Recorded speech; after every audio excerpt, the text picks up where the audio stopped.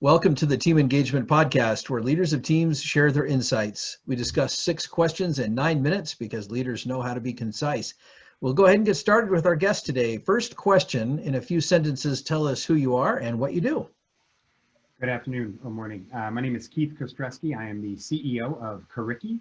We are a nonprofit education technology company that was born out of Sun Microsystems about a decade ago, but have reemerged as a technology company to create digital authoring tools for content creators. Fantastic. Question number 2, what's the best thing about working with the team? Best thing about working with the team for me personally is being able to draw the highest potential out of my team members. I was a collegiate athlete and I was never the star, not always a starter either, but found myself in roles of being a captain. Because we had a comment that says 11 together makes one.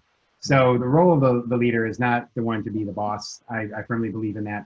And the people that I've learned from are the ones that really were excellent in getting the best out of individuals and also helping them find pathways for success. You can't get too high and you can't get too low, and especially in sales.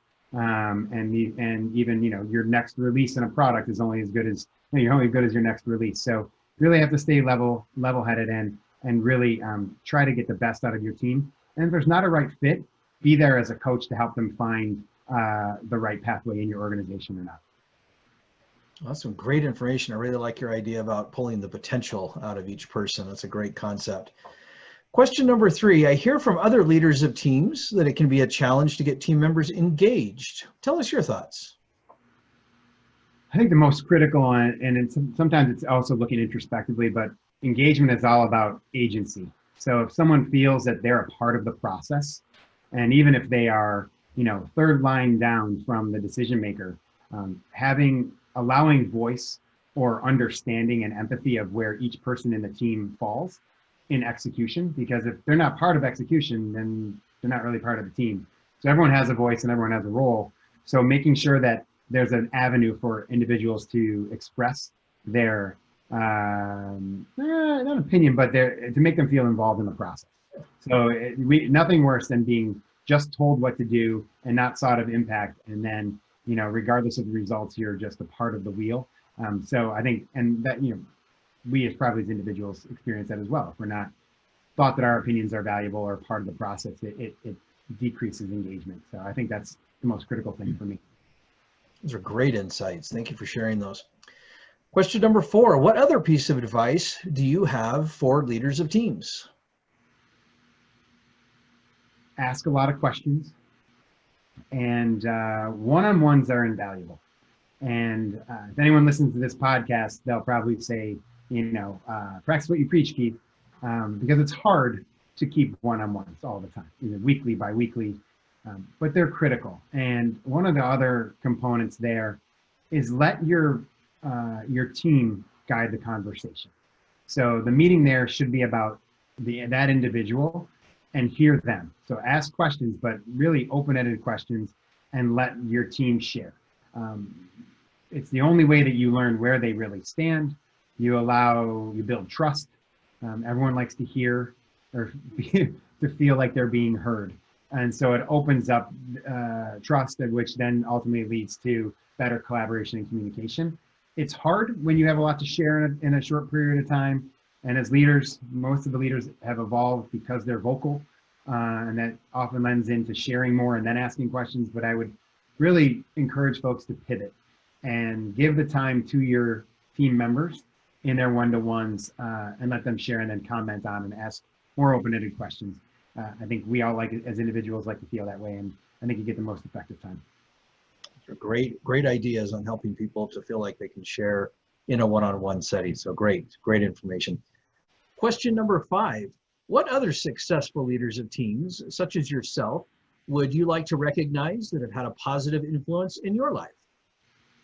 I'm going to answer that in 2 ways. There's had many influential people in my life, my father being one, many great coaches in my athletic career, and many managers in my progression and now that have each taken different approaches. I think one of the common themes there is be direct, and because you don't grow without direct feedback.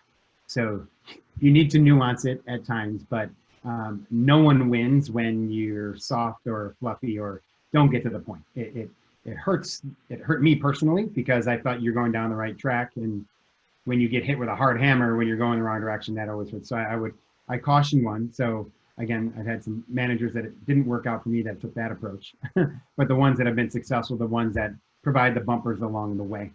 I think I mentioned earlier, is the ones that demonstrated empathy, that ask questions not only about the work, but also the circumstances around your work.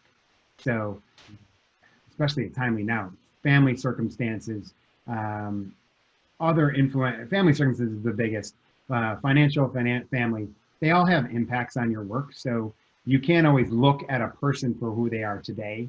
And actually, so understanding the whole person. Larger teams are hard to manage that way, but in some of the structures that you don't have more than 8 direct reports, I feel that personal connection is important. And again, that's a characteristic that has been very positive in my development. And you know, my current I'm the CEO of a nonprofit, but so I work for my board. But the individual that I've had the most interaction with in the last 6 months has been Scott McNeely. So very, he likes to say one time important and famous, but really a Silicon Valley legend, and really the turn of technology into ubiquity in our daily lives today is a significant part of that. And Scott is an extremely smart person, but also challenges me every day, but hasn't challenged me in a way that I know that I can't get better. So it's the nuance between asking people to achieve, but knowing that they can do it. And because you have to set that person up to be successful. So there's the challenging, and then there's the realistic expectations. And it's not often that I get off the phone when it's been a tough conversation and I say, darn it, he's right. There's not much I can complain about. We all have areas of improvement. We don't want to hear them all the time, but it's those types of guidance, especially sitting in the role of a CEO. I'm a first-time CEO. It's a small organization, but with big goals and heavy impact in the market. And the buck stops with you. So that's not a responsibility that anyone should take lightly in that role. And it's something that does need some direct leadership and guidance in the process, and an understanding of it's a I don't want to say trial by error, but trial by trying is and I'll just close with that because I can't leave my father out of this, who is infinitely influential in my life, but it's the strikeout swinging, right? So Little League Baseball on, it was don't strike out looking. You've got to put your best foot forward in an effort. Always sprint to the first down the baseline, because it not only gives you still a chance to succeed, but it shows the rest of your teammates that no matter your circumstances, you're all in. And that's a pretty valuable lesson learned from him. So that's great. Well, thank you for sharing those and recognizing your father and Scott. I think it's some great examples of how you've learned about leadership. So thank you for sharing those. Sixth question, tell us about your first job.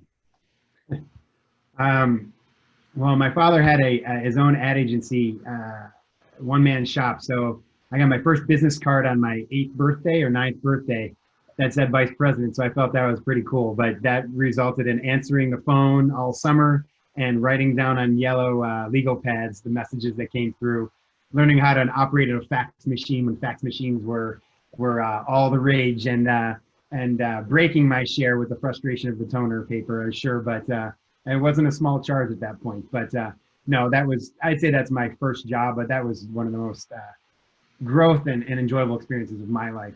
The first paycheck, man, a summer I made tacos in a mall taco stand, cut lawns, and lifeguarded. So I think the grind started at about 16 for me, but it was enjoyable. And I think working in service industries as your first job or early jobs are critical to becoming a leader, because you have that empathy for how to treat people. And I feel like I'm a better customer because I was in the service business before, so in multiple ways. So I just think that's invaluable experience to anyone, and allows you to kind of take ownership of your little pocket but also kind of learn how to treat others well. So that's pretty invaluable. So Great comments. I love those stories. Thank you for sharing them.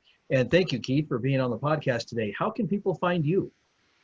So please reach out. We're at Curriki.org, nonprofit that is really has an authoring tool that helps any type of industry that's taking print, digital, or audio and converting it to interactive. So please reach out. I'm available at keith@curriki.org. That's CURRIKI.org, and on Twitter at KD Kostrewski. That's KD KOSTRZEWSKI. So that's all. Thanks. Very good. Thank you. Appreciate it. Say that again. I'm sorry. No, thank you. Okay, you're very welcome. Good. This is Sean Richards with the Team Engagement Podcast, where leaders of teams share their insights. For more ideas, you can find us on LinkedIn by searching Blue Sky Business Consulting. Thanks so much for joining us today. Have a great day.